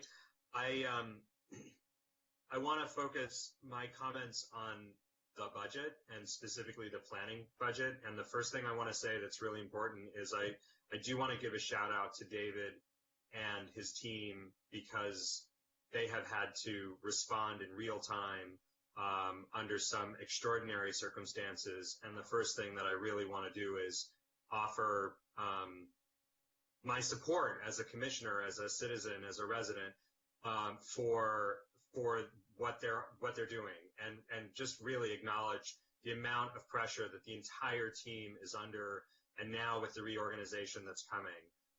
And so the questions that I'm posing, I really want to bracket the policy debates. Commissioner Fondo Bernardi alluded to some important conversations that we need to have about our city's future, but this is really about the budget right now. And so the question that I want to ask is, what could we communicate to council that is useful relative to what we can be doing over the next 12 to 18 months? And so I think what we do will affect the speed of the recovery. In particular, David and Jing and team have stepped up to get those IZOs out the door. I think those are incredibly important, and we ought to be supporting those. Whatever the policy decisions that council makes regarding land use in our community, regarding housing in our community, I think we need to be streamlining as much as possible so that there isn't a lot of bureaucracy over whether the answer is yes or no. It should either be yes or no, and maybe it should be a little more yes right now to get the economy going, but we should do our best to move things forward as quickly as possible. And that means we need a staff that has the institutional knowledge to get stuff done, that has the nimbleness to get stuff done, that has the enough resources that it can build capacity so that it can actually move things forward. I do think from a budgetary standpoint, we need to be focusing on equity. We need to be focusing our attention on economic development, which is coming into the planning department's purview now. And so I do think that our comments should address equity, and that means housing at all income levels, especially income levels commensurate with the Santa Monica residential workforce, folks who live and work in Santa Monica. Also think that this is a time for us to be looking at green building. and a green economy, and a green, the principles of the Green New Deal. And that means having a staff that, as Santa Monica Spoke alluded to in their comments, can keep our streets safe for everybody, walkers, bikers, skateboarders, and drivers, and also can take advantage of these new opportunities as we emerge from this. So that's where I am. I think we do need to think creatively about income, delivery. We talked about delivery, I think 2 months ago when we were meeting at the Civic Center, and the rise in delivery services that was projected to go up by like 8%. That's probably up by 800% right now, which is making our curbs and our sidewalks unsafe for pedestrians, for seniors, for people with mobility issues. I'd love to have, from a budgetary perspective, I'd love to see the planning division have the resources to protect residents, to keep our streets safe, and looking at, the pandemic, the most important open space that we need to convert is our streets, so that folks can get their essential exercise and move around, and we need a staff to do that. So that's where I'm focused for right now. And on housing production, I agree that we may not need a lot more commercial right now. We may not need a lot more other things. What we need is source revenue. What's the word I'm looking for? We need different kinds of businesses. We are way down because we're really dependent on a particular type of visitor and tourism revenue. We will see changes in the office and commercial environment. We need to be thinking creatively. And I've seen correspondence from downtown Santa Monica, whether it's, brew pubs or other types of limited industry. We need to be looking at other environmentally sound ways that we can diversify the sources of tax revenue and fee revenue to the city.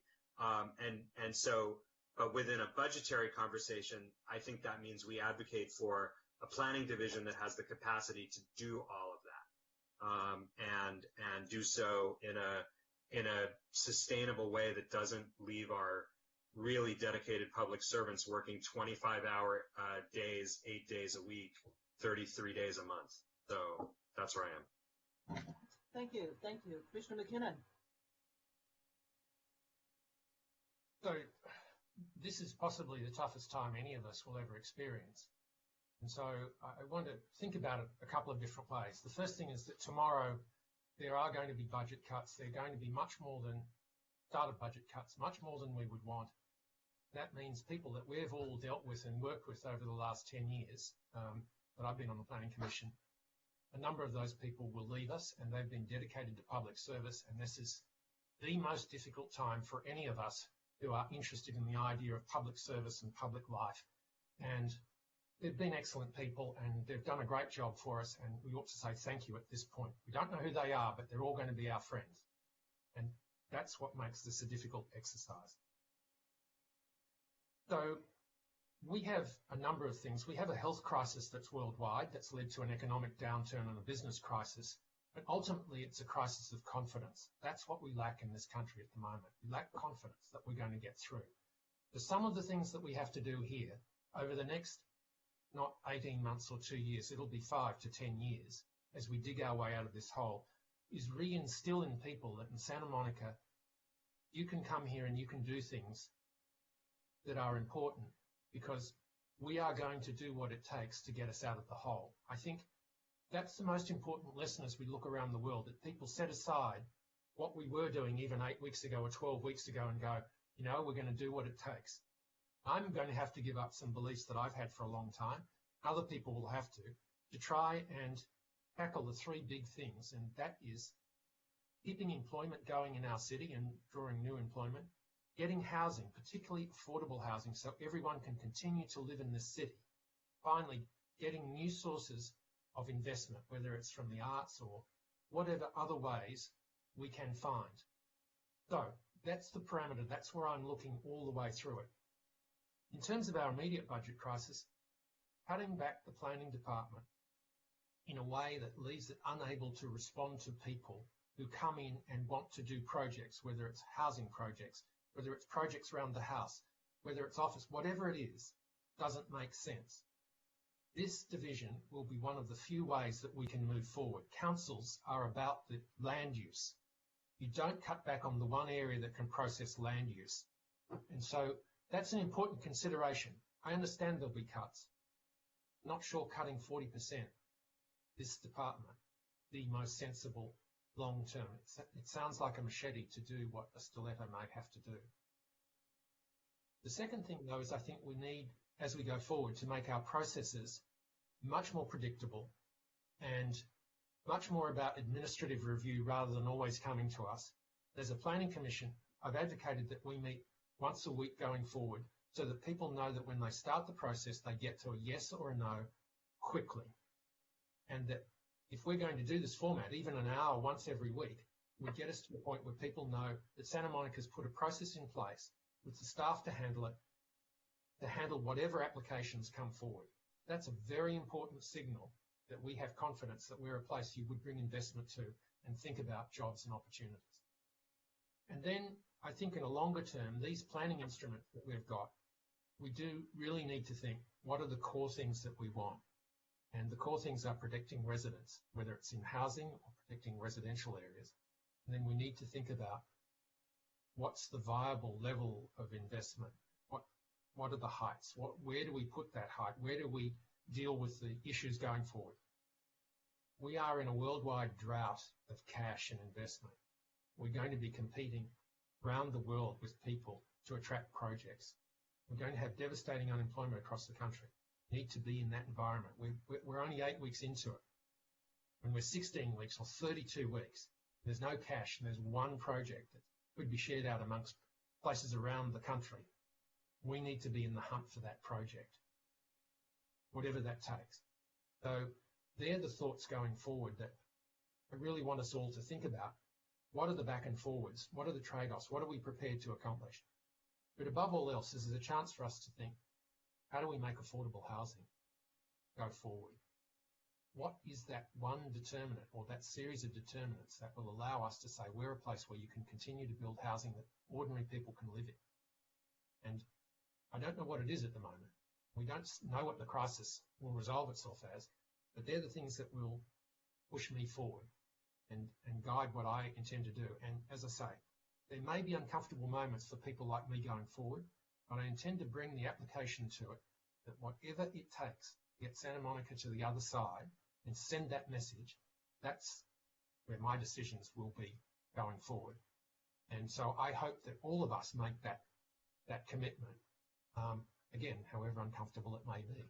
This is now a new world that we're operating in, and we need to send that signal from this moment onwards. And that last project, that's an example.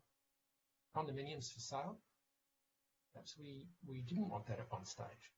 And you know, the messages that we've received from Downtown Santa Monica Inc. and from Community Core and from Forward are all putting stakes in the ground of things they want. We need to sort through those things and think what's important, what's viable, what we want to reject, how we deal with it. That's for the next month or two. Bigger picture ideas, but been driving me. I do not think this is an easy thing that we're going to get out of. I think it's going to take some really tough, hard yards and decisions and personal skin in the game, and none of it's going to be easy. Thank you. Are you done? That was excellent. We have one more public comment. Shall we read it before we go on? Okay, let's hear it. Melissa? Okay, here we go. And this is from Tara Barastas. Oh, I'm very sorry, Tara. Of Community Corp. Here we go. Dear Chair Lambert and members of the Planning Commission, Community Corp submitted a letter with details on our affordable housing needs in relation to the city's budget. I wanted to reiterate the issues most critical to us as affordable housing providers in the hopes that you can find ways to shape your input for the city's restructuring and budget. The issues we are most concerned about in regards to the budget are as follows. Retain all or as many funds as possible in the Housing Trust Fund, as this is our primary vehicle for production of affordable housing, new and rehab. In addition, though all departments will likely see cuts to staffing, We hope you can advocate to minimize the cuts to the Housing Division staff, along with other departmental staff that help us build affordable housing, such as planning staff. Both housing and planning staff work closely with us and help us ensure we meet all of our funding requirements and deadlines. Funding and staffing are the highest priority for us of all these points in order to continue our work. Number 2, issue RFPs for all city-owned surplus lands. Identify underutilized city property that could be declared surplus and offered for nonprofit AH development per the State Surplus Lands Act. In the times ahead of constrained resources, this is a very viable way to continue affordable housing production. Community Corp has performed an analysis on many city-owned properties in terms of what they could yield and would be happy to share it if it's of interest. Number 3, expedite 100% affordable off-site projects related to AHPP projects, since that yields the greatest amount of affordable housing within the AHPP program. Number 4, work with Council to amend the DCP inclusionary requirements and AHPP program to incentivize market rate developers to provide the missing middle housing needed, 80 to 120% AMI. This is something our financing vehicles do not enable us to do. I hope that you are all staying healthy and well during these challenging times. Thank you for your efforts to promote the city's values of inclusiveness, diversity, and resilience. End of comments. Thank you. Thank you. Mr. Pastor. Thank you. I'm going to keep my comments pretty brief. I think that Santa Monica Forward and Santa Monica Community Corp have both come Your audio is here. Can you not hear me? I think Santa Monica Community Corp and Santa Monica Forward, I think, have made some great tangible suggestions of things that we can do. There's going to be short term.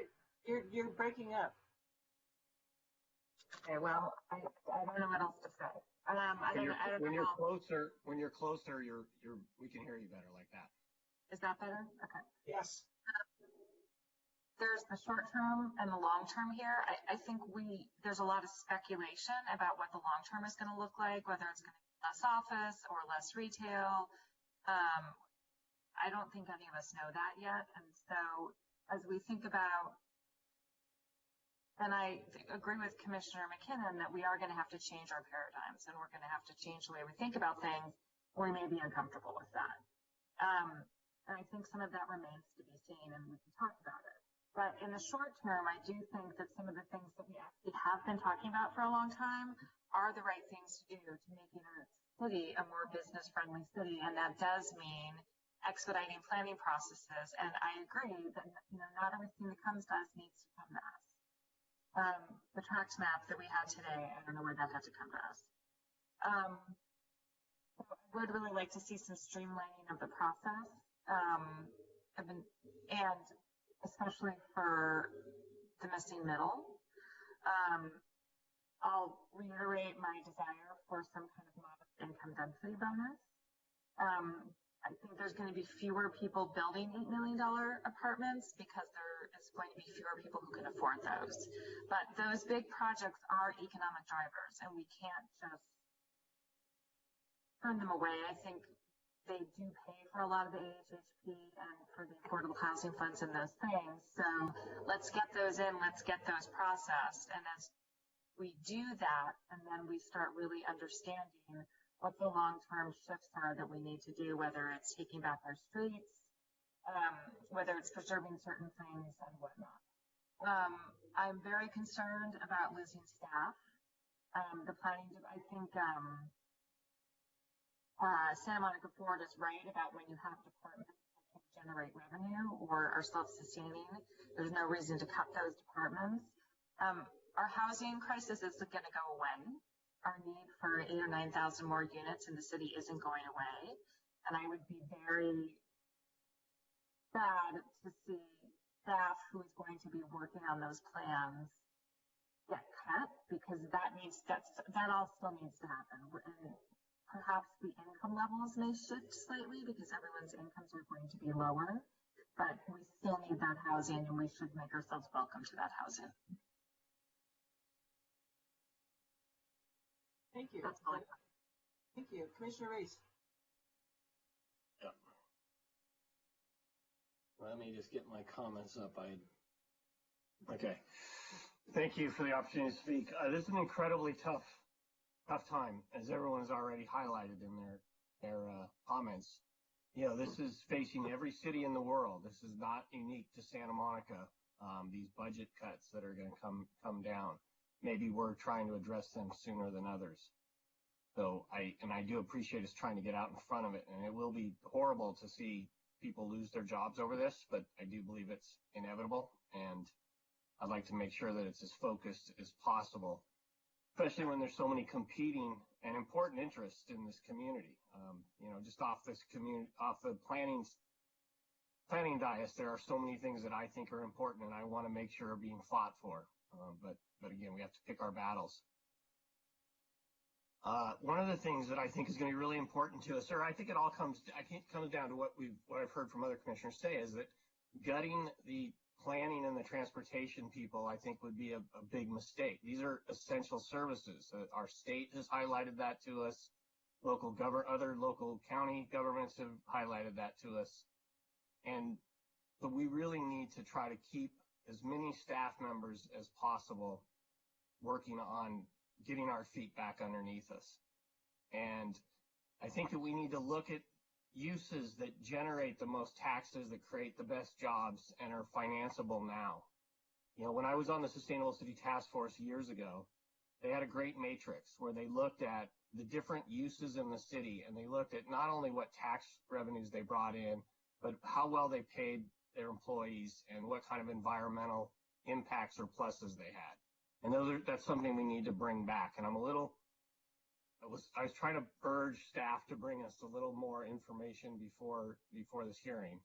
I understand they have a few things else to worry about, but you know, those are we need that kind of base data to make our decisions. And I do see that we're going to have to change things dramatically. We're going to have to create some adaptive reuse programs where we can convert office, retail, and auto uses to uses that we want. And then we're going to have to address code sections that right now mandate ground floor retail in every project. I think that has been a concern for a while, and now it's really underscored. Our role, in part, as planning commissioners, and getting back to Commissioner Fresco, is it's really important to take care of the people who are here today and make sure they're supported. But as planning commissioners, our role is to look to the future. So I want to try to advocate to maintain staff to a high level as realistically possible, with the understanding that nobody's going to get out of this unscathed. So I think that we have a huge work ahead of us. I'm never afraid of hard work, but this one does worry me a little bit. Those are my comments. Thank you. Thank you all. You pretty much hit everything I was going to hit otherwise, but let me talk about housing for a minute. There is currently, until Tuesday, $7.2 million in the city's housing trust fund. That's not a lot of money for affordable housing. And my bet is, unless something happens, that will be the last hurrah of money for a while for affordable housing. And I think to expect state and federal assistance for housing is delusional at this point. So we're really in a pickle when it comes to affordable housing. One of the issues that Tara brought up was looking at city property and what could be declared surplus and used for affordable housing, which is under the Surplus Lands Act. And we're doing that with Park Construction 3, actually, 150 units there. It's a large sites, and I know that there's controversy around there, what have you, will indeed produce affordable housing or a substantial contribution to the Housing Trust Fund if it's not on site. So I really think that we have to accept that the city coming into the next fiscal year is looking at a $72 million deficit. I mean, it could be 50 million or 60 million or 65. It's huge, okay? And after the year after that is 150 million. So this is not going to get better unless we do some major economic stimulus in the city, and we focus our efforts, in my opinion, and our staff's efforts on that, among other things. The 14th in Arizona project, I know there's a lot of controversy about that, and I'm not saying one way or the other how I feel about it, but it will create 2,500 construction jobs. and bring in before construction, we'll bring in $17 million to the city for fees and permits. And whatever people think about these large sites, they are enabled by the DCP, and they will bring in a ton of revenue and a lot of workforce to our downtown area if they go forward. And I know there's some objection about the hotel competition, et cetera. Number one, if these hotels are not feasible at some point when they're ready to start, they won't get financing. So it's really kind of a moot point from my point of view. It's also they're very different kinds of hotels in Santa Monica and at various price points. So I suspect you'd have to look at that, plus the fact they're not going to be ready for use for 5 or 6 years. So we're not talking about competition next year, with our existing hotels. As far as I know, the housing element schedule is still there. The state has not amended the housing element schedule. They have not amended the RENA allocation. They're still looking at 9,000 units unless something happens, and it may, but it hasn't. So we really have to look at these affordable housing alternatives, because I think expecting general fund money to be split into this use is pretty unrealistic at this point. I pretty much agree with everyone else has said. I think that business attraction and retention, in fact, I know is a high priority for the city manager and the council. We have to do something to stabilize our existing businesses because they are going down. And I know that downtown Santa Monica has come in with a variety of ideas that actually are going into the IZO on May 12th, I think, to help boost business downtown. That's being looked at citywide. So clearly business attraction, protecting the employees who work in those businesses, the small businesses themselves, that's a huge priority. But we really have to look at the long term, because we are going to be here 3 years from now in a worse state than we are now if we don't start generating some major economic revenue producing projects. And about the planning department, I share Sean's incredible respect for David and the entire staff. And I think that oftentimes people don't understand how much the planning department really does. It's more than just serving us at planning commission meetings. They are the building and safety department. They do the building permits. They do planning counter work. They have the inspections, the building inspections. They are a major customer serving department as well as a long-term production department.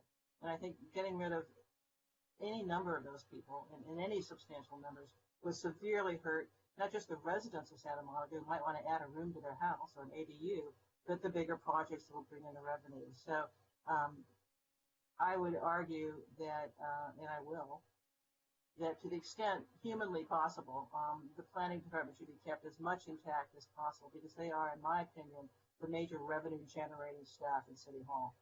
And that's pretty much all I have to say. I'm not really sure what to do with all this. I've taken notes. How good they are. Don's taken notes. Good. He takes good notes. I will try to put something together to submit to the city council. I don't know if there's a way to run this by all of you. Certainly not. I can't do it. But maybe I could send it to staff and we could look at it. What do you all think about that? Commissioner Landers? Still a queue. I checked with the moderator, and I think Mario's ahead of me to say something. Mario's ahead of me, yeah. Commissioner Fonda Bernardi. Say something else before we get into process. Okay, Commissioner Fonda Bernardi. Yeah, I would like to apply a sort of a different way of looking at it. I suspect the planning department up to now has been self-sustaining, meaning the fees collected at the front end for permit applications, DCPs, whatever it is, ARB review, all those fees should cover the staff. I assume they have in the past. Now, what's going to happen, is that true or not? You're shaking your head, Leslie. What are you saying? It doesn't cover? Okay.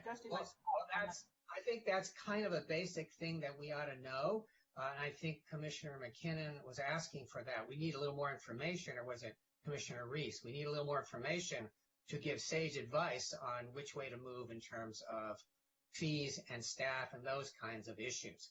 So, but putting that aside, I would like to posit another thought, which is we are going to have a surplus of office space and a surplus of retail space, and obviously a surplus of tourist facilities, hotel rooms, for a while. And how could we use that space? How could we repurpose that space? And so if we are going to make tweaks to the planning codes or the approval process, one of the first priorities would be figuring out ways of converting commercial space into residential spaces. And the best thing about that is most of those commercial spaces, if they were built recently, have more than enough parking. And parking is always the big bugaboo when you're making these use changes. You never have the right amount or the right amount of parking in the right place. So the way to move fast is to repurpose existing spaces. There's thousands of square feet that are going to free up. They're going to sit there empty. And there's only one other solution to reusing that space is if landlords would reduce their rents. If rents were going to drop, if commercial uses would be more affordable, then there would be many businesses moving back into the promenade and in those other areas where they would find a natural home.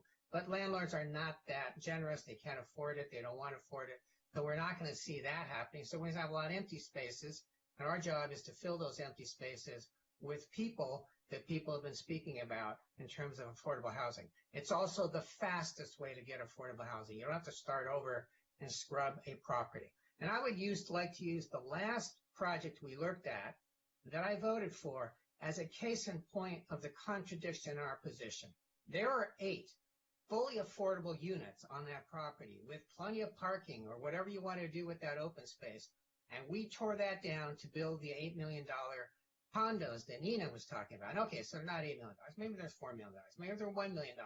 But the point is that we tore out affordable housing to put in more expensive housing. So we're kind of working against ourselves. So what I'd like us to do is think of fast ways to get housing in place. The fastest way is adapted reuse, but there's even a faster way, and that's as accessory dwelling units. They take up virtually no staff time to approve.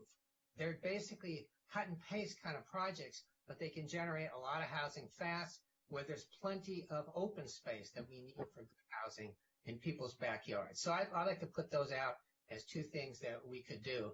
And then the last thing, if you envision a city that has a whole set of things that have to happen regardless of what your city is doing, which is fire and police, water, and a number of other things, and you say, well, what's the extra thing that we can do? What's the part in our limited extra surplus funds, those $7 million that Leslie referred to that are going to start trickling up as the sales tax keeps pouring in? There's always going to be a little sales tax aimed at affordable housing.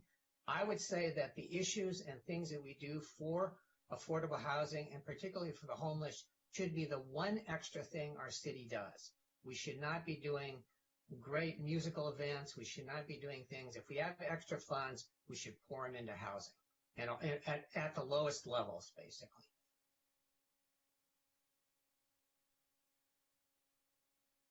Landra, just before you start, Heidi wanted to say something. Heidi? Thank you. I only need to speak to process, so I just want to caution the commission about how the letter gets circulated. So that's all. I think you all know the unfortunate. No, I was stepping on thin ice. So basically, even though I sent it through staff, I couldn't circulate. Right. No, I mean, if you would like to appoint at this meeting maybe another commissioner or 2, so up to 3 of you could review it before it gets to council. Otherwise, I would recommend that you collectively decide what the content should look like and just appoint one of you to finish it. There are 2 volunteers to review what I write. Sean? Yeah, sure. I'm happy to. Yeah. Okay, then Nina well, he's vice chair. I mean, if I get hit by a bus between now and Tuesday, he'll do it. So Mario or Nina? Okay, Nina. Okay, so I got my deal. Okay, I'm happy to do it with you. I thought that's why you were raising your hand. It is. I just thought I would turn on my speaker and say something audible. Okay. And I think I was in the queue. I had a few things. You are. Yeah, I just wanted to add a couple of points that I think are important to think about. So I'll just run down the list. The DAs, it's not just the construction jobs, it's also the local hire for catering.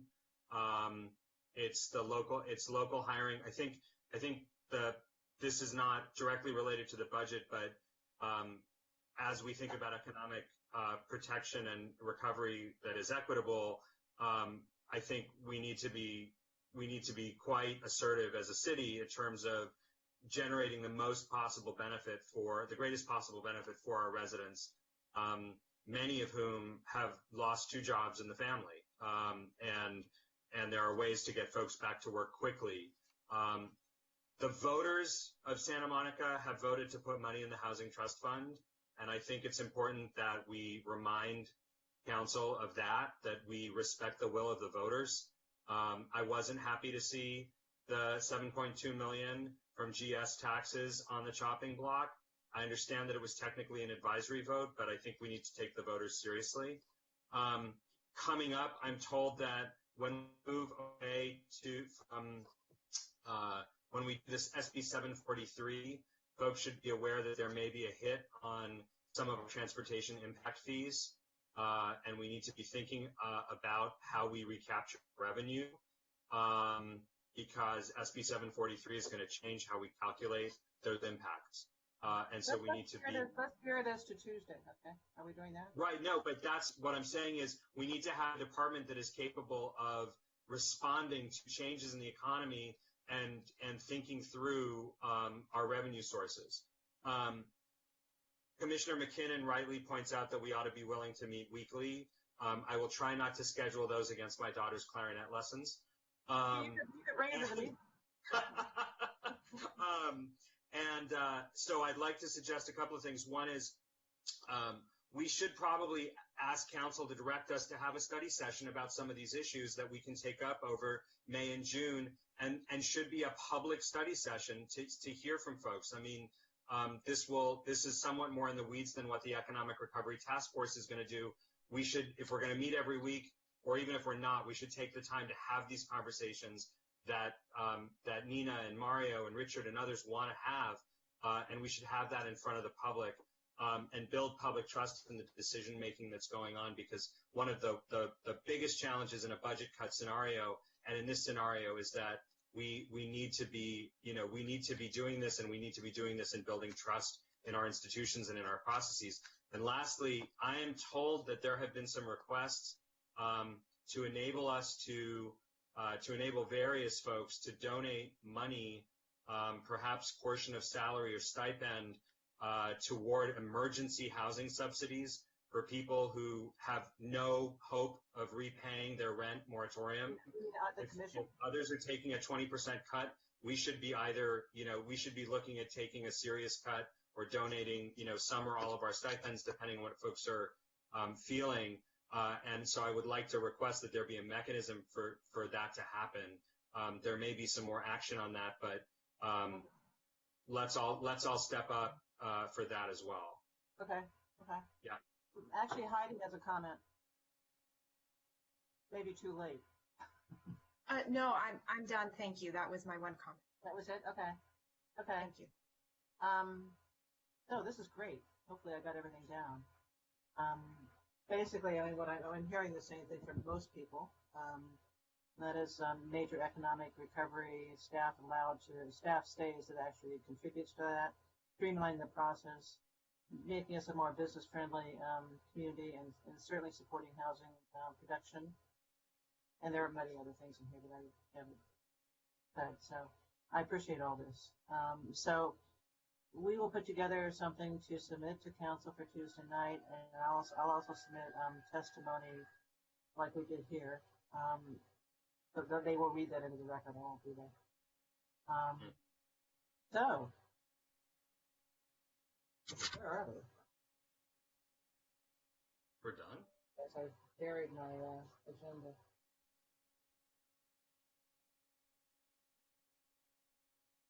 Okay, public input. Are we through with this item? Anyone want to say anything else? Jing. What's that? That's Jing's Jing? assistant. Is that a bird? A baby. I'm pretty sure that's Jing's personal bucket.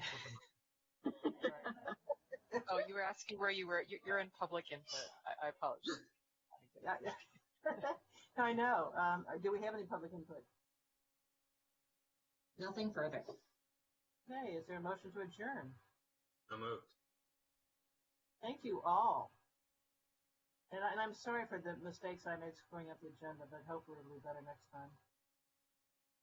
Hey, this is a unique situation. Don't worry about it. I think it went quite well. Thank you. I think it did too. Really, really good discussion. Thank you all. Thanks, Right. everyone. It's nice to see you all. It's I'd like to say that it was actually good that we were weaving in public input during the. I know that may sound disruptive, and it's very hard on the chair because he's got to keep all these different balls in the air. But I thought you handled it very well as people were coming in, and that would give people the feeling that it is worth making either an appearance as they used to, but at least sending in testimony as to what they see is happening, good, bad, or indifferent. But they get a place in line to get heard. And I think that's very cool, important. Maybe we should do this all the time. Yeah. I think if the public has any input about how it went today, if they would share that with Melissa or Jing, that would be helpful. I'm sorry, what? I didn't hear the first part. If the public has input about how this went today, like from our That's a good idea. it went very well. But I would be curious from the public if they have Very good idea.